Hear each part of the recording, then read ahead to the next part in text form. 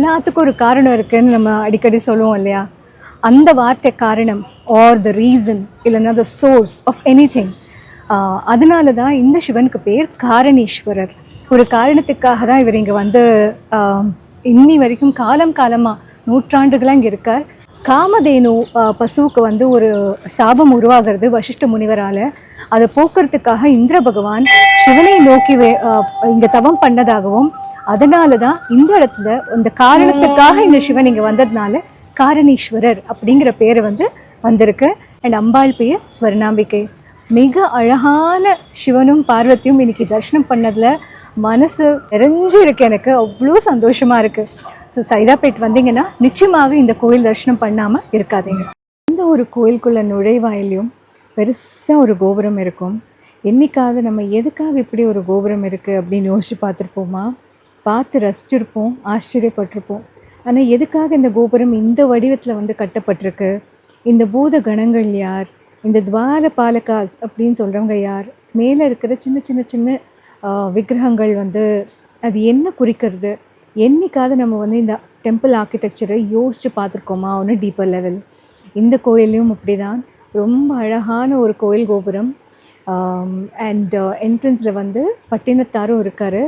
And இந்த temple architecture ஏன் இந்த மாதிரி டிசைன் பண்ணப்பட்டிருக்குன்னா, ரொம்ப சத்தம் நிறைந்த உலகத்துலேருந்து அமைதியான ஒரு இடத்துக்கு போகும்போது, இந்த ஒரு நுழைவாயில் வழியாக போகும்போது மனம் வந்து தன்னால் அமைதியாகும் அப்படிங்கிறதுக்கு தான் எல்லா கோயிலையும் கோபுரங்கள் கட்டப்பட்டிருக்கு.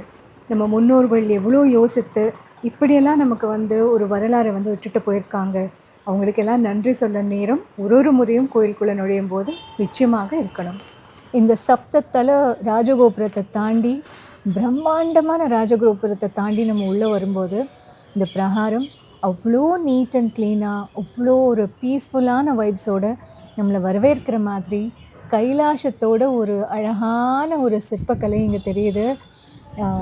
சிவபார்வதி ரிஷபத்து மேலே இருக்கிற மாதிரி, விநாயகர், நாரதர், அகஸ்திய முனிவர் எல்லாரும் பரிவாரத்தோடு இங்கே வந்து நம்மளை வெல்கம் பண்ணுற மாதிரியே இருக்குது. ஏகாம்பரேஸ்வரர் காஞ்சிபுரத்தில் இருக்கார். ஸோ பஞ்சபூத ஸ்தலத்தை குறிக்கிற மாதிரி இந்த இடத்துல அழகான இந்த சிற்ப வடிவமெல்லாம் வச்சுருக்காங்க.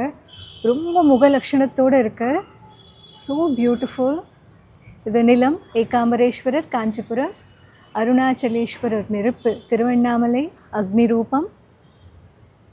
ரொம்ப அழகாக இருக்குது. ரொம்ப ரொம்ப லக்ஷணமான சிவலிங்கங்கள் அண்ட் அம்பாளோட முகங்களும் அவ்வளோ லக்ஷணமாக இருக்குது. அடுத்தது நீர் ஜம்புகேஸ்வரர் திருவானைக்காவல். மிக அழகான ஒரு முகம். அம்பாளோட முகம் அவ்வளோ சிரித்த முகமாக இருக்குது. அடுத்தது ஸ்ரீ தில்லை நடராஜர் ஆகாயம், சிதம்பரம் தில்லை நடராஜர். காற்று ஸ்ரீ காளஹஸ்தீஸ்வரர், ஸ்ரீ காளஹஸ்தி. வாயுஸ்தலம். அழகான இந்த சிற்பக்கலையெல்லாம் ரசிச்சுட்டு இங்கே வரும்போது இந்த கோயிலில் இருக்கிற ஆனி மாதமும் விசேஷ நாட்கள் அண்ட் 14ஆம் தேதி ஜூலை வரைக்கும் அமாவாசை வரைக்கும் இருக்கக்கூடிய எல்லா ஈவெண்ட்ஸையும் இங்கே கொடுத்துருந்தாங்க. தென்னாடுடைய சிவனே போற்றி, என் நாட்டவர்க்கும் இறைவா போற்றி. ரொம்ப அழகாக இருக்குது. Very peaceful. If you someone ரொம்ப ரொம்ப பீஸ்ஃபுல்லாக கூட்டம் இல்லாத கோயிலுக்கு வரணும், அந்த ஒரு வைப் பிடிக்கும்னா நிச்சயமாக ரொம்ப ஆர்ப்பாட்டமாக இருக்கிற சைதாப்பேட்டோட சென்ட்ரல் பாயிண்ட்லேருந்து உள்ளே வந்தீங்கன்னா இவ்வளோ அழகான அமைதியான ஒரு பெரிய கோயில். பல ஆண்டுகளாக இந்திர பகவானால் கட்டப்பட்ட கோயில் அப்படிங்கிற ஒரு ஸ்தல புராணத்தோட ரொம்ப கம்பீரமான இந்த கோபுரம். அவ்வளோ அழகான கோவில், அமைதியான ஒரு சூழலில் இருக்குது. Please visit this temple. It's at Saidapet. எனக்கு ரொம்ப பிடிச்ச விஷயம் இந்த கோயிலில் அவ்வளோ நீட்டாக இருந்தது. நான் எப்போவுமே சொல்கிற மாதிரி தான், எந்த பார்ட் ஆஃப் இந்தியாவுக்கு போனாலும் கிளென்லினஸ் இருக்கிற கோயில்கள் அவ்வளோ அழகாக இருக்கும். அண்ட் இங்கே நீங்கள் பார்க்கலாம் 63 நாயன்மார்களோட பேர் கொடுத்துருக்காங்க. அண்ட் அவங்கள பற்றின ஒரு ப்ரீஃபும் இந்த கிரனைட் ஸ்டோனில் வந்து பதிக்கப்பட்டிருக்கு. ஸோ தெரியாதவங்க நிச்சயமாக படித்து தெரிந்துக்கலாம். இங்கே இந்த சன்னதியை தாண்டி பிரதட்சணம் பண்ணி வரும்போது இது முருகனோட ஆலயம். ரொம்ப ரொம்ப க்யூட்டாக இருந்தது முருகர். வள்ளி தேவசேனையோட காட்சி கொடுத்துட்டுருக்கார்.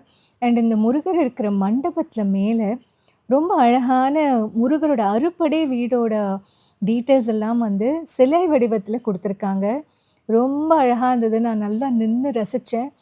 பழனி முருகர், திருச்செந்தூர் முருகர், அ பழமுதிர்ச்சோலை, சுவாமிமலை, திருப்பரங்குன்றம் இந்த மாதிரி அறுபடை வீடுல இருக்கிற முருகப்பெருமானின் எல்லா ஸ்தலங்களையும் வரலாறா சின்ன சின்ன சிலா வடிவத்துல குடுத்திருந்தாங்க.